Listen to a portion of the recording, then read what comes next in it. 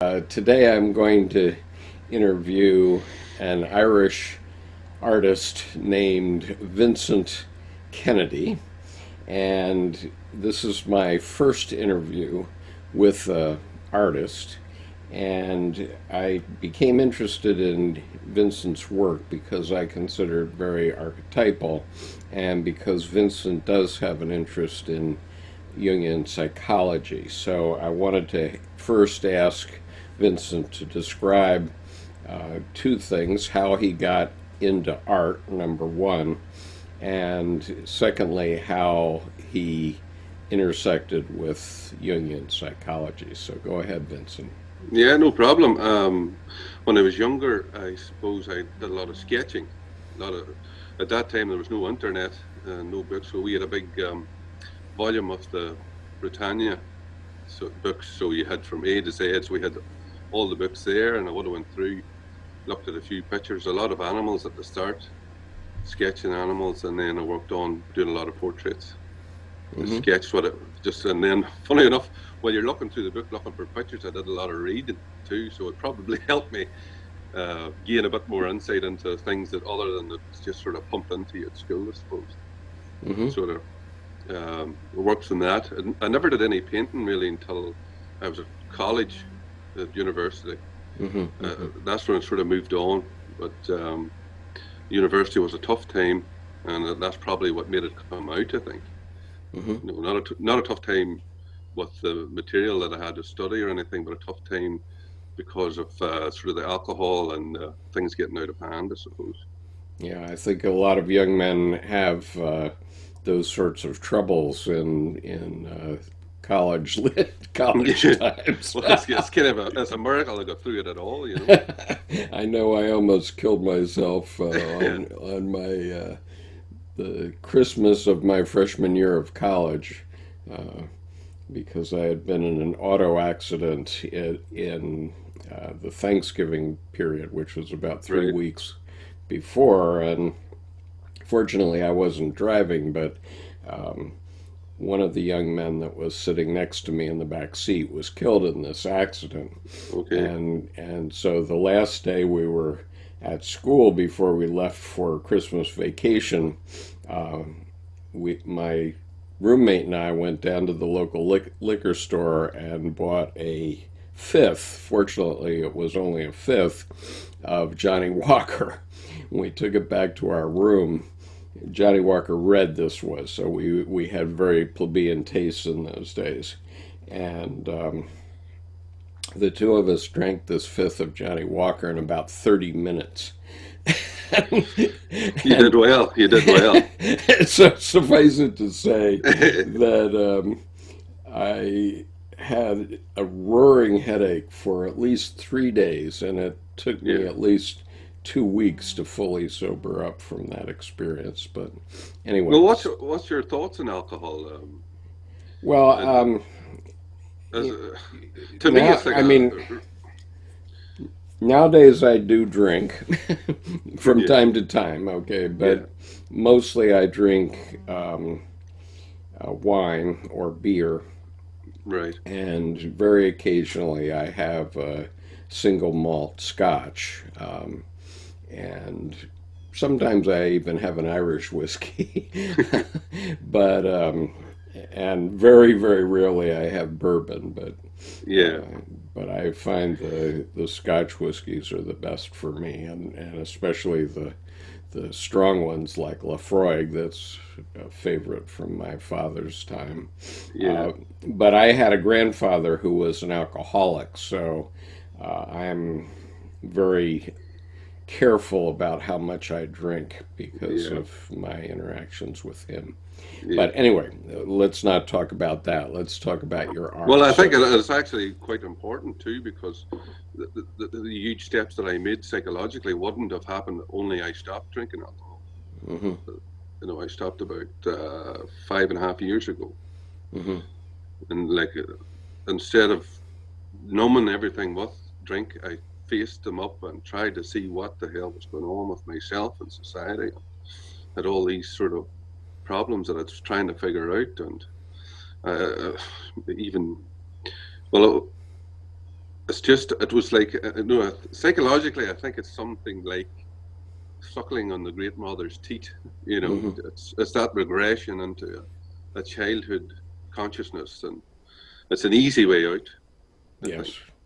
You know, and it's too handy. And if you ever seen a young lamb or a young um, anything suckling on their mother and they go mad at it, when you're in a bad state of affairs, that's sort of the way you go with the alcohol.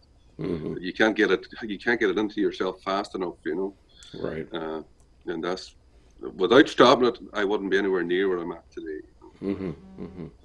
Well, that's it's a good thing you did stop, maybe. Yeah, yeah, I think so. And you know, Dr. Jung was very involved with Alcoholics Anonymous, and Yeah, one of the things that he said, or he wasn't very involved, but he was the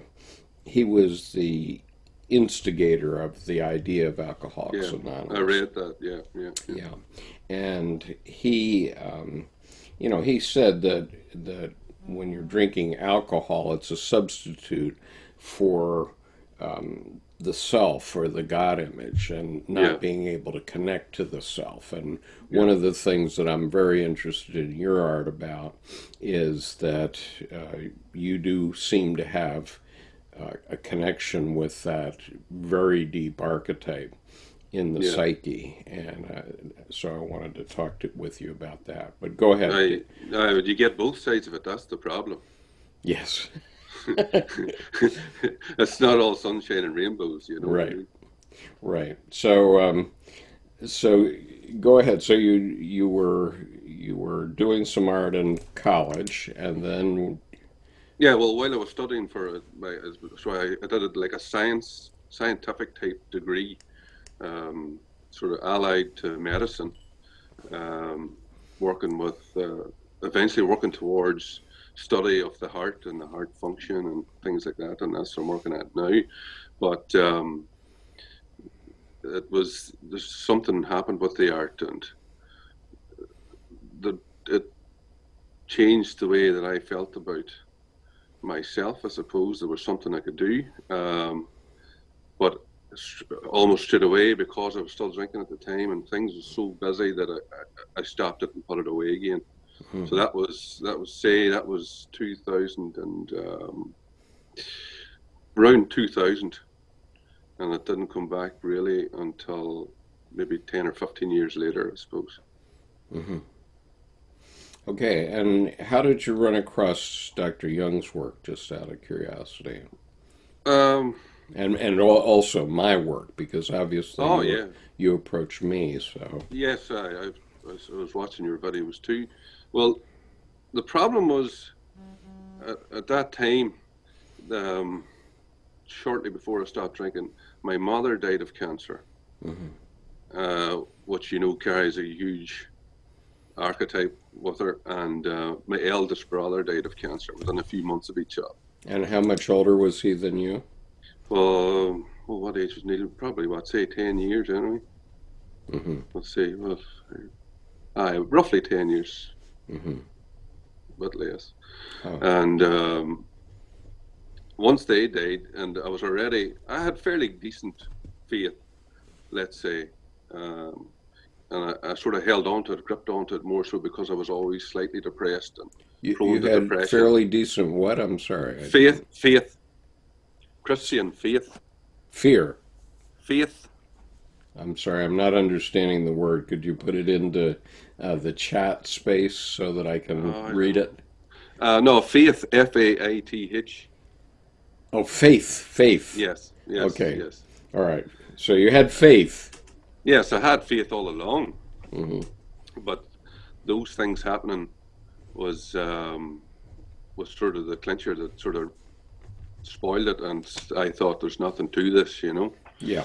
And then I went full blown atheist, and like a lot of young people like Sam Harris and, well, Christopher Hitchens is dead now, Richard Mm-hmm. Dawkins.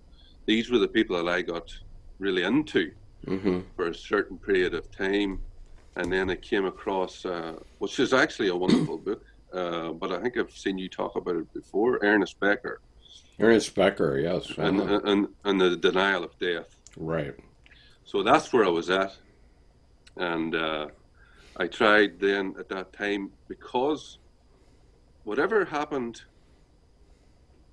with the destruction of the faith, that the ego seemed to get a lot of libido came out of somewhere. Yeah. The ego was sort of an ego for the first time. Right, right.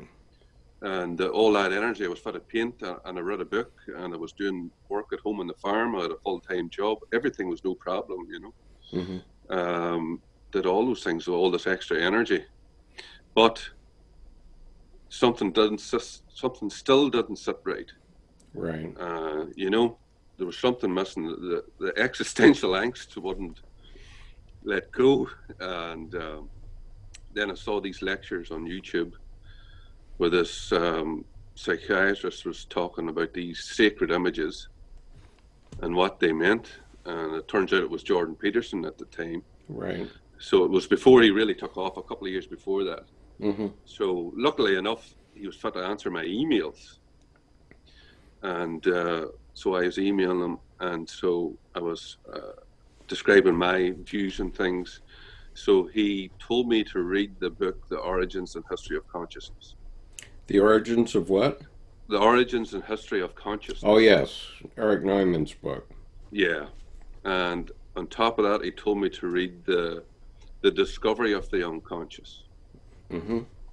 So it's the history of dynamic psychiatry. Which, have you ever read that book? No. Oh, it's a long read. You should read that book. It's Who wrote that? Is it a general book, or? It's Henri Ellenberger or Ellenberger. It's a fascinating book about the whole start of where they started to discover that there was these sort of sub-personalities within the psyche. Right. How hypnotism it was at the real start. It started out. Right. You know, and that sort of stuff. Mesmer and all those guys, yeah. Yes, yeah. All the European stuff. And so I read that, and then whatever happened with reading The Origins and History of Consciousness, my unconscious and my conscious just started to have a huge battle between each other. And on top of that, I was painting. So it was free expression, absolutely free expression.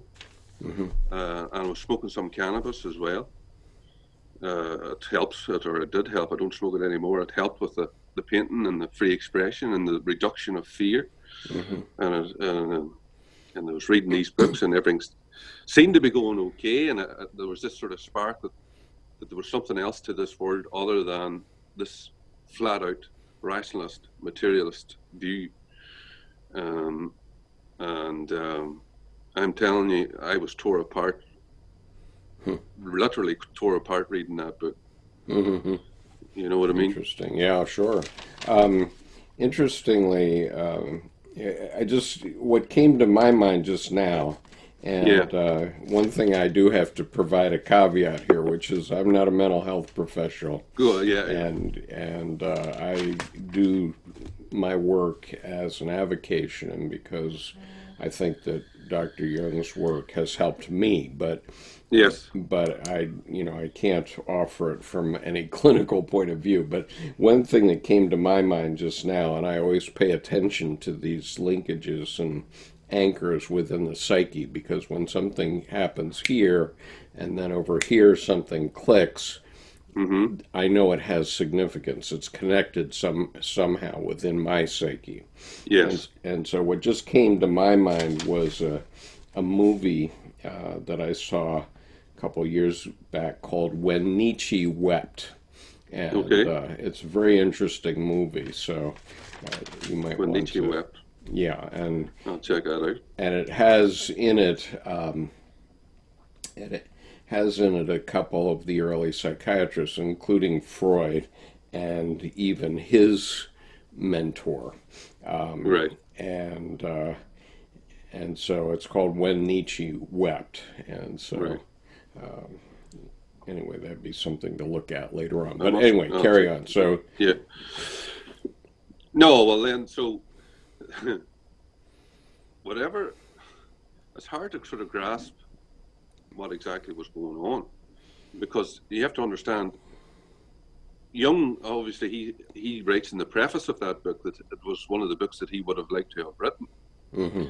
But this was my introduction Wow. Mm-hmm. to that world, let's say. Yes. You know, but I had written fairly long essays to Jordan Peterson. One of them, it was titled "Chimp plus Stoic equals Sage." So it was the idea, if you can calm this animal within you by using Stoic philosophy, then there's sort of this thing rises up within you, which was what I was doing. You know, one of my greatest findings was the Stoic philosophy. Mm-hmm. For calming out, but stop everything annoying you. You know what I mean? And try to virtue, you know what I mean? That's why I called my book "In the Center Lies Virtue," you know, that was the idea of it. But the funny thing is, when I lost Christianity and threw it all away, what did I come back to? Only Christian virtues, you know. So I sort of came full circle. But after, I would say, I didn't even have read much of Ellen Berger's book till it really kicked off. You know what I mean? Yeah. Whatever, I don't know what you call it, was the self was constellated or whatever was happening. But there was like a severe battle happening within the psyche. Yes. This inflated ego that I had got had to be brought down to size somehow, you know. Mm-hmm. And so the fight ensued, and I don't know. It wasn't fun. It was not fun at all. It certainly wasn't fun for my wife to watch it. Sure. Certainly at times during it I was psychotic. Mm-hmm. You know what I mean? There's no two ways about it. There were certain archetypal stories within the Bible that I was living through from early on in the Bible right up to well, one of the things was that really caused a problem was, it's like when Jesus was tempted, the three temptations. Right. So psychologically you're absolutely being destroyed, and then all of a sudden this crashes through like sort of Messiah complex, that you've figured out something that nobody else knows, and all your dreams is going to come true. You've won the lottery, and you know it's like the devil doesn't come dressed with big horns. He tells you everything you want to hear, you know. Right. And I was sucking it all up, you know. And I thought, this is amazing, and completely psychotic, completely. But then I had to, what way would I put this?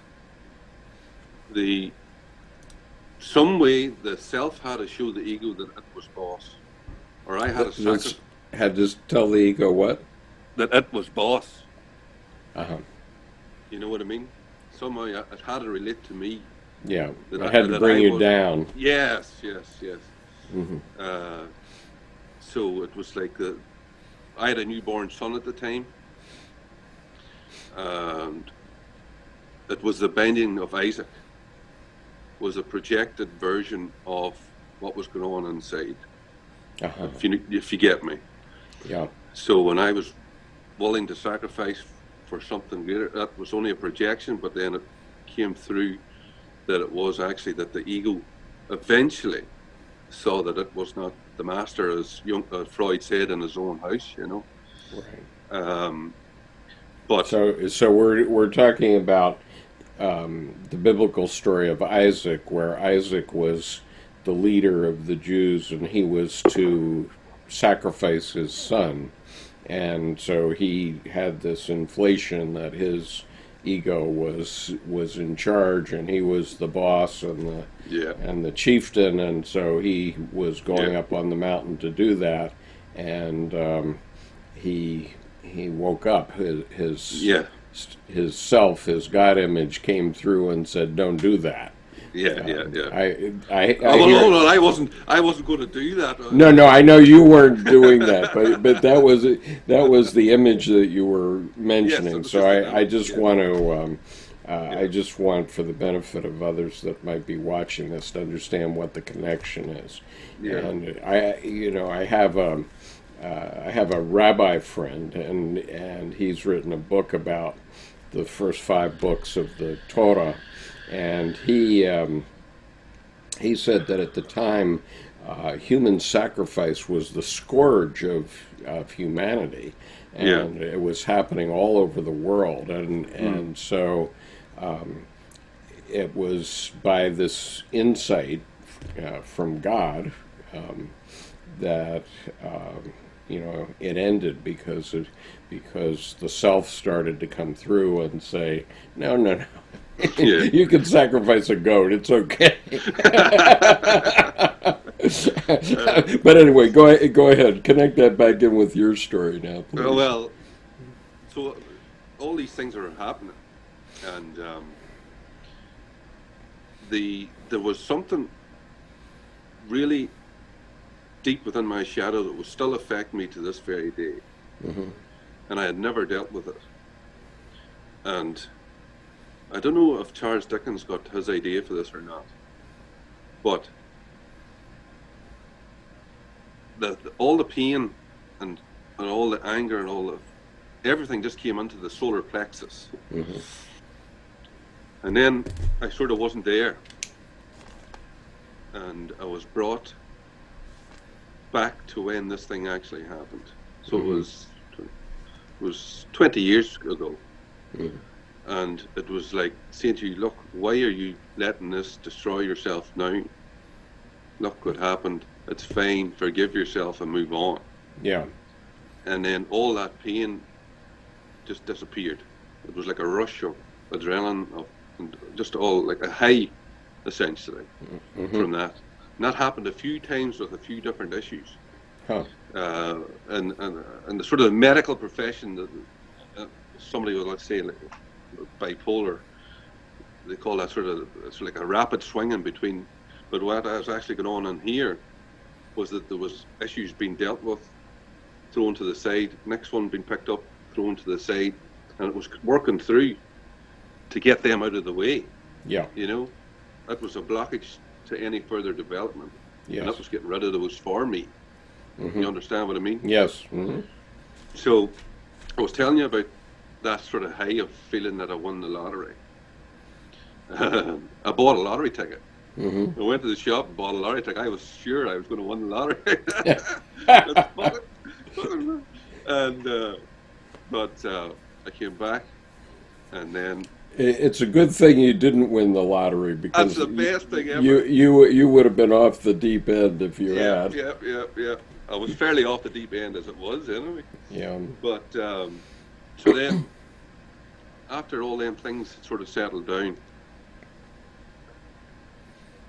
then that's when the real magic happened. Hmm. That's when that proper balance. That's when I seen what's felt the ineffable. No, it was just so mind-boggling. It's just you can't express it. Hmm. You Hmm. know, when you talk about love that you feel or anything like that, it doesn't comprehend, and it might be a bit coarse or a bit rude, but it was an orgasmic feeling multiplied by thousands. Hmm. If Hmm. you understand me. Yes, I do. Um, so it was all psychological, but then this at a stage you go beyond time and space. There is no time, no space. Everything you ever did in the past is forgiven. It meant nothing. It was all meant to happen for this particular reason, to bring you to this specific moment in time. Right. But then the time disappears, and then you see this. I saw this sphere, like a glowing reddish white energy ball, let's say, sphere, Hmm. uh, while I was in that sort of state of ecstasy. Um, and then it sort of relayed, it talked to me, and told me things, and I was like, "Wow!" Just absolutely blew my mind. And then all the madness that was happening for maybe months down to weeks, where it intensified to days where it got really worse, all just stopped. Just suddenly stopped, and I felt peace. Wow. Like peace that not just like this peace that you've never thought that you could feel as a human being. Like this is actually how you're supposed to feel. Yeah. You know what I mean? Not all this nonsense going on in your head all the time, but this is exactly what you're supposed to feel like. Absolutely amazing, amazing. Right. Yeah. Well, that's very interesting, and of course, I've read several of those books, and I've followed Jordan Peterson's uh, material. I too knew of him before he became famous, Yeah. because he's friends with a Jungian analyst I know, Yeah. and he has always impressed me. I think there are a few flaws in terms of what he's done, but 99.5% of the time I agree with him Yeah. 100%. Yeah. And No, he's under a lot of pressure to, yes, he surely is. He surely you know, is. he's trying to stay as rational as he can, so he doesn't that group of people, or I would have been, doesn't run away Yeah, from the message that he's trying to give out. yeah, and he's You know. doing that very well. Okay, because Yeah. it, Yeah. it would be easy to get hyperinflated and go off the deep end Yeah. Yeah. too. Yeah. Okay, so why don't we talk about some of your art and how it has come up, if that's okay? Yeah. Yeah.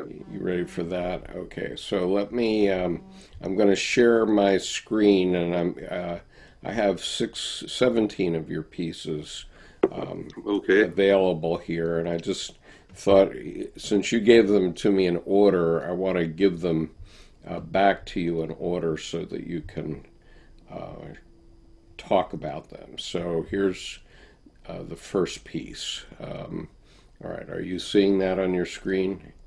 Not quite yet. There we go. Yeah. Yeah. Okay. Yeah. So this is reminiscent of Jackson Pollock, of course, Yeah. and you and I have talked about Pollock and our mutual love for Pollock Yeah. for various. But I didn't know of Pollock before I started painting like that. Oh, you didn't? Okay, so No. you just did this spontaneously, and Yes. uh-huh.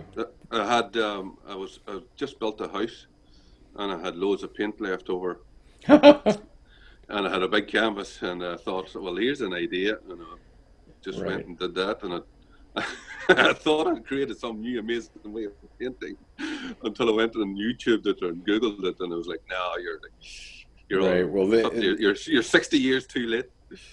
well, this is yeah, but I mean, this is still it's a very powerful painting, Vincent, and Yeah. um, the um, the thing that has struck me, and others have heard this story, but um, if you look at a picture of a painting like this, you cannot really appreciate it, and but No. when you're in the presence of it, it can be very powerful, and so that's what happened to me with Pollock, which was I'd seen photographs of his work, of course, many times, Yeah. but one time when I was exposed to number 131, one of his pieces, I was incredibly moved by it. And Yeah. just so people know, and to the point of sobbing, I mean, it caused me to sob. Yeah. And let me, I just want to show Pollock's piece by comparison here. And so let me, and then I'll bring yours back up on the screen. But Yeah. No. I got to see one of his as well in Venice. Uh-huh. Okay. So this is actually the piece that I experienced. It's quite large. It's at least 10 feet wide. My recollection of it, which is obviously inflated, was that it was 20 feet wide and 10 feet high. But it maybe isn't that big, but it's quite large. And I Yeah. walked into the gallery where it was hanging and was just confronted with it. And instantly I just began to sob. And I don't react that way to art normally. And so I said, "Whoa, there's something here that I better pay attention to, right?" And so let me give yours back, though, so that we can talk about yours. All right, so here's your painting again. So go ahead. So, No, it's a bit like the thing with Jackson Pollock's paintings now. They've lost all that bright color that they had in them whenever he painted them. mm-hmm. So they're a lot duller and darker now. So they probably would have been a lot brighter in that sort of way whenever he actually painted the paintings. Right. Well, he didn't always use the best materials, and he was known for using car paint and all kinds of other stuff. Yeah. And it would have been very expensive, I suppose, to buy, good quality oils to use. Oh no, you can't. Yeah. For that size and to feel completely free with it, you have to use whatever you feel free to use. I use large tins of paint. Yeah. Really large tins of liquid paint. Right. So my point, though, was that when you're in the presence of a painting like this, it can be overwhelming. And for me, that was a direct communication from Jackson Pollock's unconscious to my unconscious without passing go. Okay, without passing either of our conscious minds. Obviously Pollock never thought that there would be a skip that would sob looking at his painting when he was doing it, and I never thought that if I ever saw Pollock it would affect me in that way, but it surely did. So anyway, go ahead. No, that's it. That's just the part of that was early on. It's like that's why I put the paintings to you, I sent them to you, and kind of try to get them in some sort of chronological order. Right. As to that was the start of it. That's the start of the painting, and just to see where I was probably inside. Right. Was what I was putting outside. Okay, so let's move on to the next one then, and I'll show this one. All right, so are you seeing this? This is number 2. Yeah. That's probably one of my favorite paintings that I've done. And what makes it favorite to you? I don't know. It just says something to me. Okay. So the effect of these things go on in the unconscious. In other words, you're saying you can't consciously articulate why you especially like this particular painting, but you do. But like when I was painting that painting, I wasn't like that wasn't sitting on an easel in front of me, if you understand. Right.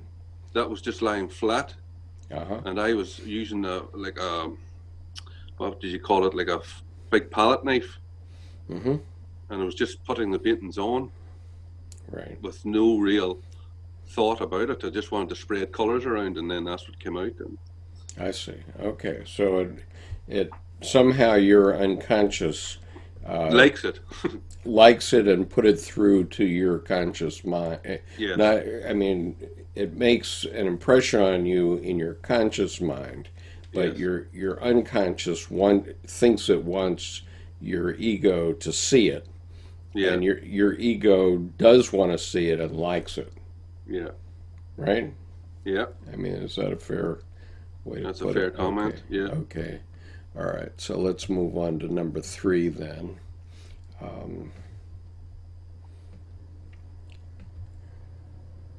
Okay. So here's number 3. Yeah. So that was using larger stuff. I see how Again, large it is. yeah, yeah. So those pitons are about the same size. They're about 1.2 meters by a meter. Wow. So that's you can tell your audience what that is in inches. I'm not sure.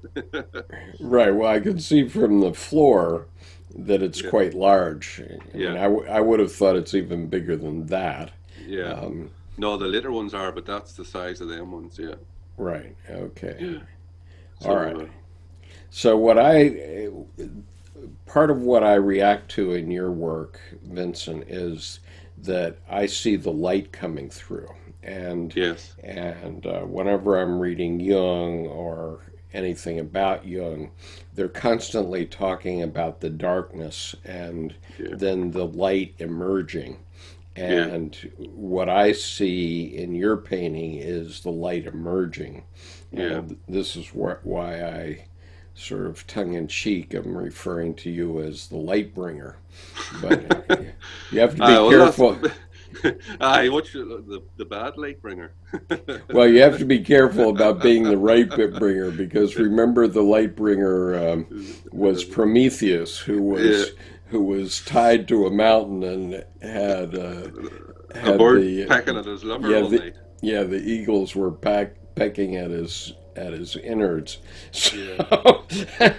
So Maybe so that's what's going on. I don't know. yeah, I mean, so the point is, you can't get inflated by being the light bringer, but I mean it also in the sense that your art, to me, Yeah, starts to express these ideas that were ha, have been in Jungian psychology. So yeah, go ahead. This is number 4. yeah. No, I love that painting. Yeah, it's quite Yeah, impressive. I also yeah, love the name of it, and yeah. obviously naming a painting is an art unto itself. That's the most difficult part. Yeah, yeah, but it also expresses something unique as the admixture between the two. Yeah. And so, did you want to say something specific about this then? Uh, no, well, it's just hanging in my hall here in the house. But it, it, to me, it's like the red is the eros and the blue's the logos, Uh huh. and they have separated, and it's sort of your job to bring them back together again. I That's the see. idea, the Uh marriage huh. again and the conjunctio at the Hmm. end. Yeah, That's but terrific. you have to separate them first to know that they're there. Right. You have to become conscious of it first, Hmm. and then all the work is to bring the two things back together again. Yes, very, very true. Excellent. Great, great comment. Okay, so let me move on to the next one. And I really like the name of this one as well. Um, okay, Yeah, Imago Dei. yeah. So go ahead. That's trying to give. There's no black in this one. There's no darkness here. Hmm. That's just that sort of feeling of ecstasy in the presence of something that you cannot comprehend, but it's so the feeling, the emotion of explosion of emotion, and the feeling of warmth and love at that particular time that could Right, only really come from the God image. right. And Imago Dei is Latin for image of God. And Yeah, so I think that that's a very apt name for this. yeah, um, because we know even from the Big Bang that um, you know everything happened. Jung yeah. used to have a joke about it where uh, God was walking along one day in his garden and he had some dice in his pocket and he threw them down on the floor and said, or on the ground and said, "Let there be a world," and that was the Big Bang. That was the Big Bang. So anyway, so I thought that was pretty profound naming. Yeah. Okay. All right. So the next one is interesting because it's showing the opposite in a sense, Yeah. facing the shadow. Yeah. So go ahead and.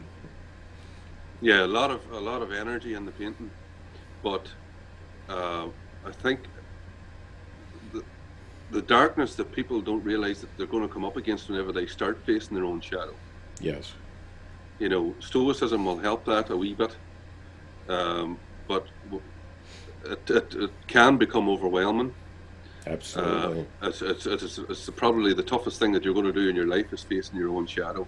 Yes. Even to recognize that you have one at the start, right, is tough. But then trying to work your way through it's tough, and it's a fight, and it's a battle between a lot of energies, and that's what that picture, that painting represents. There's the darkness and the lights trying to go against each other. Right. There's a lot going on. I really like that painting. Actually, that painting sold right away as soon as I painted it. Oh, is that right? Interesting. Yeah.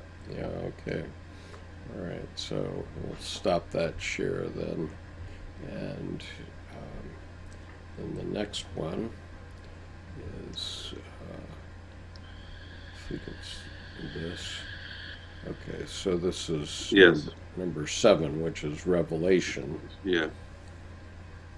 Well, I think the name of the painting says it all, because that's what it feels like. Going from a materialist to this revelation that there's another being within your own psyche. It's just not that simple to comprehend. Yeah.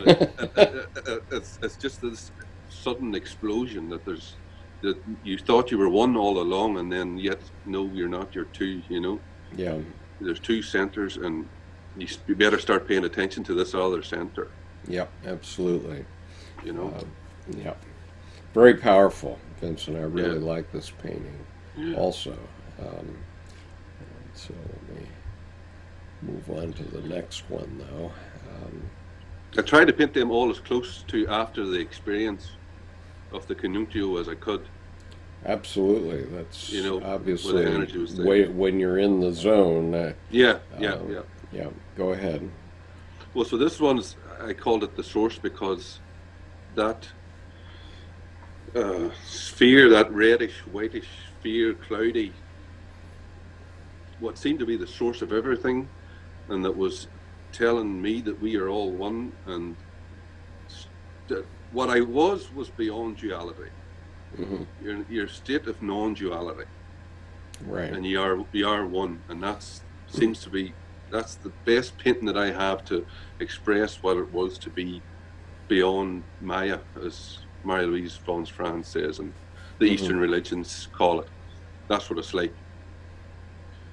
to be beyond Maya, you know. Yeah, and what I see in this is, the light forcing itself through on you too, right? And being sort of behind the painting and pressing through, and that's a very powerful idea to me. Okay. And then, okay, so this is Encounter with the Greater Personality. Yeah. That's because I think when you first experience it, it's very frightening. For that first instant, before you feel sort of the sense of love and connection, it's absolute dread, I think, a wee bit. Yeah, it can be shocking, can't it? Just a shock. That's what that painting is supposed about, is that initial shock. You know what I mean? Just explosion. Yeah, that's very powerful.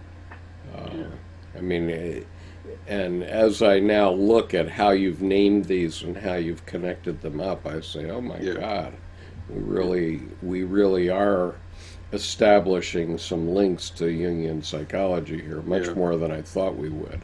So that's very interesting. Okay, so the next one. But like when I'm painting, I'm not really conscious of things. Yeah. If you know what I mean. So that one's again no darkness. it's that sense of love when the ego actually just takes its proper place in the scheme of things, Right.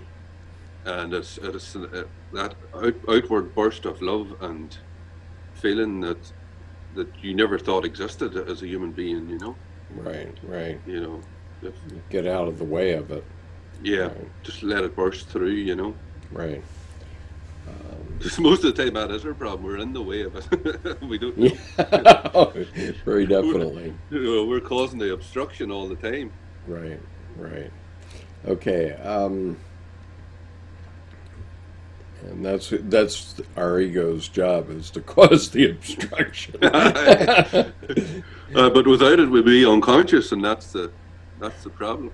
Right. That is the problem. Okay. I really, when I saw this painting the first time, I said, "Wow." Yeah, Yeah. Go ahead. yeah. No, again, lots of color trying to express that the Say- the, the there's something there that people. What I'm trying to do at this stage, this is 2 years after.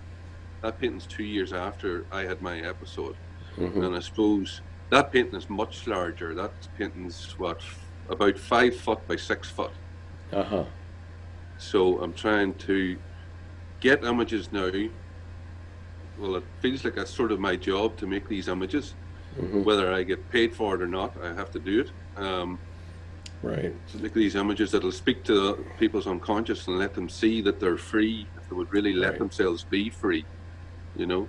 Right. And you had mentioned to me at one point that your wife isn't really into your art, and so it just struck me that this particular image showing what's happening to the walls of your space there. Well, that's a cold farming shed, so it doesn't really matter. Yeah, yeah, I understand, but I'm just drawing the attention of the listeners to that, because we're going to come back to that point in a Yeah. few minutes. But Well, she's the conscientious one. uh-huh. She keeps all the paperwork right, and I'm just not that conscientious. I'm really low on conscientiousness. I see. Yeah. But higher on openness, maybe. I'm off the scale in openness. Right. Yeah, Okay. So here's another yeah, one. yeah. So a similar sort of thing as well. Hmm. Is trying to work, and you can see the light shining sort of in the bottom third of your painting. So all the oils, the way the oils dry really nicely is that they all run together and they have Hmm. this lovely shine on the top of them. And it's Right. lovely when you paint in matte. It doesn't have the same. You have to paint over a lacquer over to make it nice. But whenever you're finished with that oil paint and you've Yes. mixed your thinners and you've did all the work, it's a finished product right away, and it's just lovely then. Once it's Right. dried or nearly dry, a couple of days later, and I come back to it, paints melt in together. They blend more for days Yeah. afterwards, at least, Do you and I just have let you that ever happen. considered using alkyd oils? No, what's that? Well, that's a kind of oil paint, but it dries in like 36 hours. You know, Oh, right. they say that the Mona Lisa is not yet dry. Okay, because oil paint is very hard to dry, and it Yeah, can take weeks. yeah, But uh, and some have said that the Mona Lisa is not yet dry, but alkyds do dry they fast, do dry. and they're almost like regular oil paints. I mean, Yeah. I find them like, for my Well, purposes, when I've I done it. I use a lot of white spirits, so paint thinners as well. So the paint's thin, and it's in a cold shade, so you just have to wait and wait and wait. And I can't use that's like a baseboard that I use to paint a roll of canvas on. So Right. I have to wait a few days or whatever length, maybe a week or two for it to dry before I can get at it again. Right. And just to build up more tension between the opposites, so then I can release it again. Right. Now this one is a really in-your-face painting here. Yeah, yeah. I think I've got a name for that one now. I think I'll call that "Born of This New Sun." Yeah, absolutely. I mean, you could born of this new sun. I shouldn't give you my thoughts, but No, well, I'm really into a band at the minute called Mumford and Sons. Have you ever heard of them? No, I haven't. But After having the experience that I went through and listening to their lyrics, it's unbelievable. uh-huh. They're Interesting. some of the songs like "Whispers in the Dark" or these "Lover's Eyes." It's almost like they're talking about the self, you know. Hmm. The wonderful stuff. Well, I like your abstraction because a lot of people don't understand abstract work, but I didn't um, either. yeah, but when you can express a sort of square idea as an abstract, it's just really amazing. And Yeah, obviously, you've done this with quite a few of Dr. Jung's basic ideas here. yeah, But you could also be doing it with sort of the steps and individuation from alchemy and that sort of thing, yes. which you and I have Well, talked about. I think maybe the paintings was a form of alchemy. Oh, it is, sure. You know the way they were projecting And into their right, experiments. right, I'm projected onto a piece of canvas. You know. right, and I would say that this is alchemy. I mean, Yeah, this is you projecting a yeah, mental state onto a canvas, and yeah, it's really terrific and yeah, amazing. And the light coming through is just so powerful in these yeah. paintings. I just really love it. Yeah, I like that one too. This again, these paintings that you're showing now are all 5 foot by 6 foot or so. So Hmm. large canvases, and Right, always I'm trying to sort of at this stage just to show that it comes from the center of yourself. You're not right, going to find any true answers outside of yourself, really. right. That center of light, that even though there is a lot of darkness, is within you. You know. Yeah. No, I can really see the light coming through you, right? Yeah. And you can see the darkness not understanding the light too. So it's very powerful. Um, But that's still, even now it still takes I don't know why it takes a wee bit of suffering for me to paint, to shake myself up because you get sort of carried away with it. You have so much daily duties. You have a mortgage and you have a job and you have a wife and you have 3 children and you have all sure, these things to do. But right, then you need to just go on that bit further and do what you need to do. You know. right. Um, So this is but my wife loved this painting right away hmm. because I think there was a study done, and there's the different types of painting. The chaotic painting are more the openness, the people high in openness like chaotic paintings, and the people high in conscientiousness like paintings like that have a Right. that this is my mandala, let's say. Hmm. You Well, know, it's good that you're doing both sides of it, though. That yeah, shows that you're approaching your own wholeness, yeah, and and that's very powerful. And uh, I did want to add to this now the photo you took of your son. oh yeah, So let me yeah, share that here yeah. uh, So because he just walked up, and I wanted to show him his painting as I always do. And he walked up, and the light, this is the way the light shines, and this was right away. This is what he did as soon as he saw the painting. fan- So I just thought it was amazing, and I thought, "Right, well, stand there, don't move. I want to take a picture of this," and that's the picture I took. So it's yeah. the light of consciousness within ourselves that we're trying to Right, and you are show seeing forth. this, but you're seeing him on your screen right now, correct? Oh yeah, yeah, yeah, Yeah, yeah. yeah. I just think that that's just an amazing photo. Uh, that's a class photo. Yeah, Yeah, that's incredible. yeah. Uh, Sort of like, I mean, children, I say, are like wild animals, and they think they're kings and queens. Yeah. You know, Well, I have a 2.5-year-old. He thinks he's king, all right. I'm sure, and so it's just interesting that your son is doing that, like I don't Yeah. know, Solomon or something like that. No, it's Yeah, he's Ryland's 8, so he's 8. So that was I like that. okay. That was number 16. Now, there was one other that you sent me. Let me see if I can get back to it here. Okay, it's here. So let me share this with you. Okay, this is a more recent one, I guess. Yeah, that's still drying.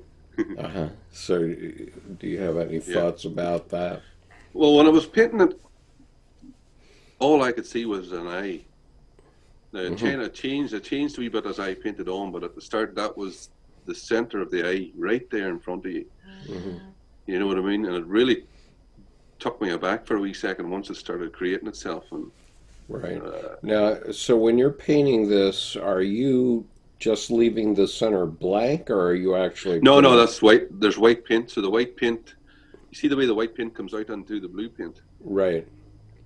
So then when you spin it around, then the white paint then spreads out a wee bit I evenly. see. But it's like a gentle balance between the white, the blue, and thinners and the speed Yeah. and a lot of things all playing together to trying to get it Right. And sort of to how work. large is this painting, Vincent? That one's the same. It's 5 foot by 6 foot. Uh-huh. Okay, that's very powerful. So Yeah. thank you so much for sharing those. No, no problem at all. No problem at all. They were just things that happened through my own sort of individuation process, I suppose, that I didn't even know I was going through. Right. Well, I think a lot of people don't know that they're going through an Yeah, individuation process, yeah, and it's often difficult for our spouses because our spouses um, don't really know what's going on. yeah. Um, Well, I've spent the last 2 years trying to figure out what that experience actually meant. mhm. I mean the final one, which appears to be the conjunctio.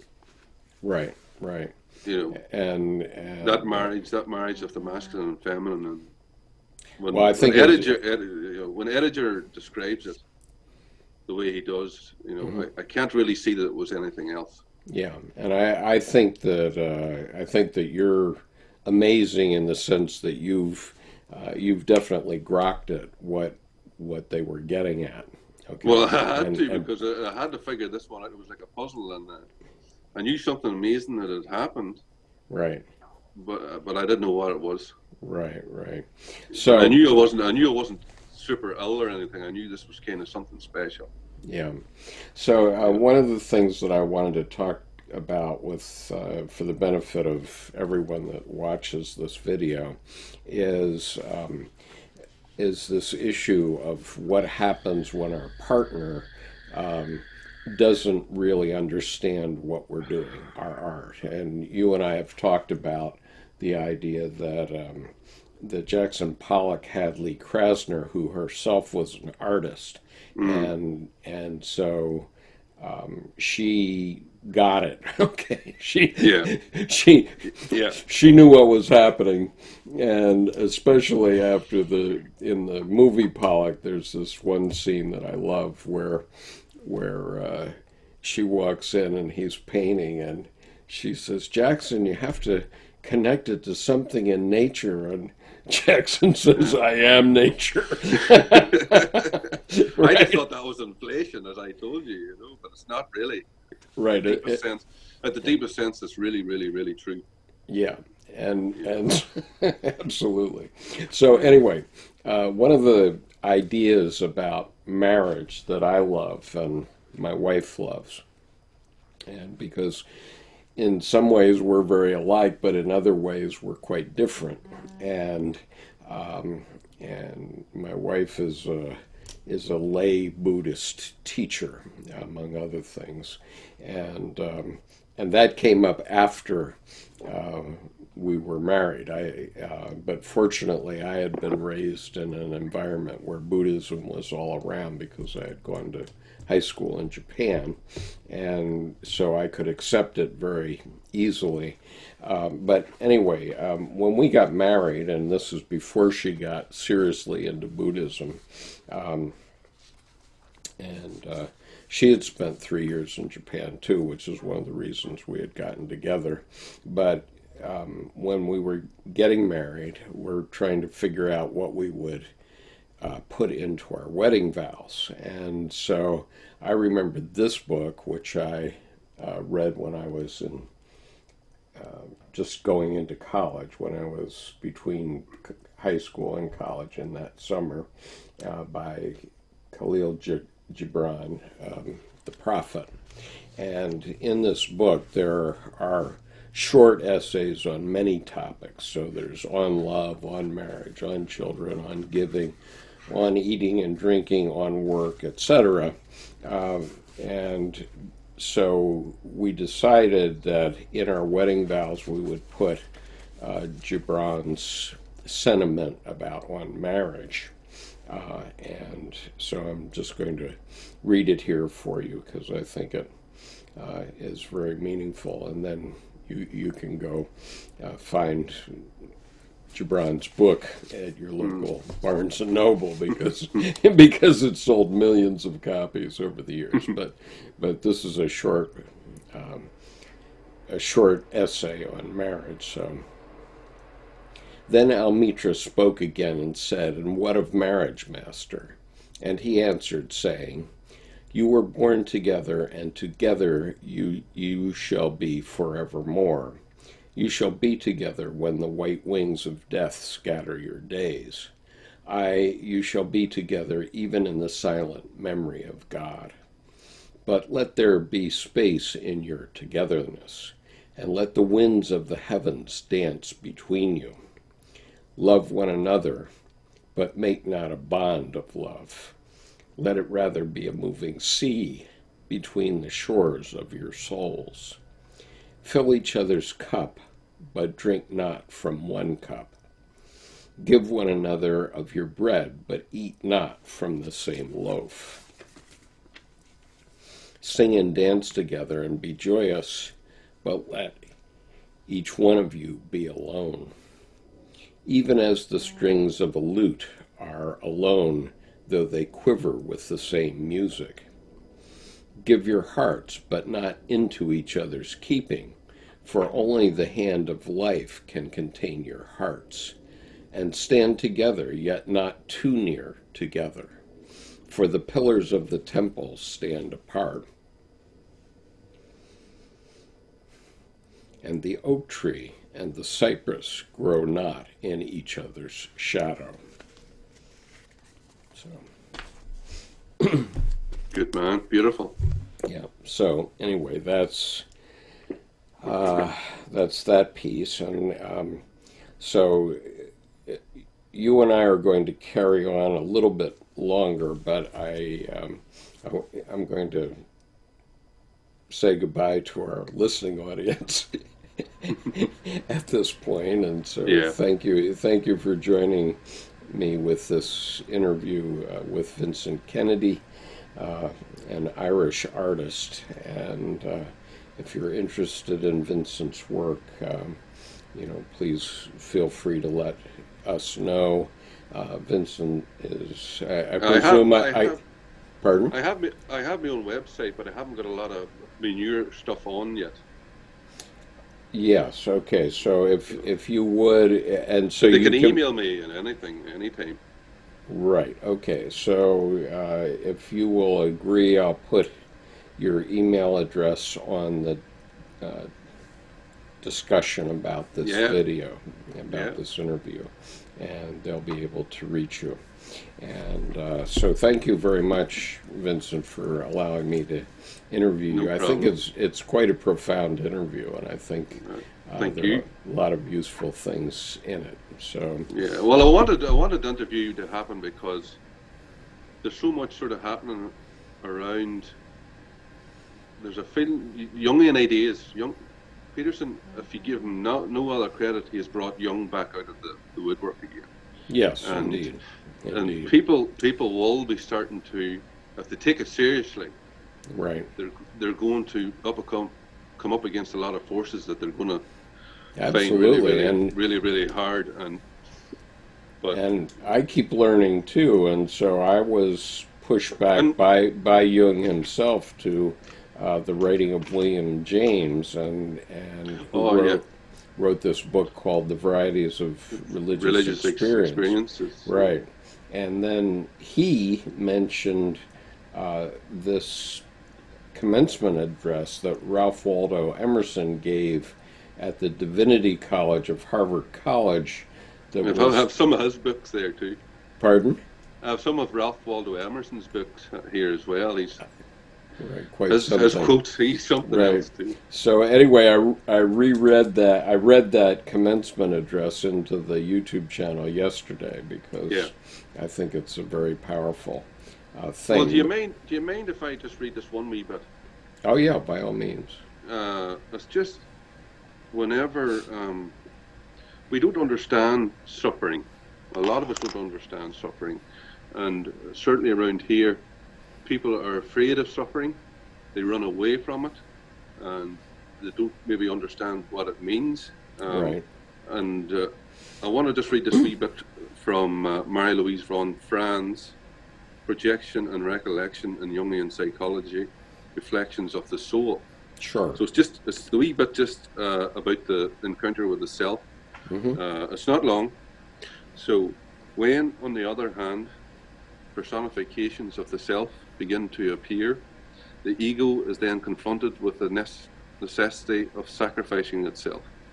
It can never integrate the self, but can only bow before it and try to relate to it in the right way. That does not mean a total renunciation of one's own freedom, even before God. Man has to reserve the right to the last word, remaining fully conscious, however, that the power he addresses is always the stronger one. The encounter with the self means, therefore, a deep and far-reaching change in the conscious attitude. It is not for nothing that the above described inner demon is called, among other names, the angel of Metonia. He brings with him a withdrawal from the play of Maya, of the world's illusion, an absolute retreat from the world. No one can accomplish this by simply willing it. It is effected in him by the self, and in many cases takes place only shortly before death. Only a few thoughtful, reflective people experience it earlier. Insight into the nature, the essence of the self is purchased only at the price of great suffering that wipes out all the worldly prejudices and preoccupations of the ego, thereby forcing it into a change of attitude. Every deep disappointment or disillusionment is, in this sense, a step forward along the way of individuation. If it is accepted with insight and not with resignation or bitterness. I think that's a wonderful little bit. And when I read it, it really helped me understand what the hell happened too. Right.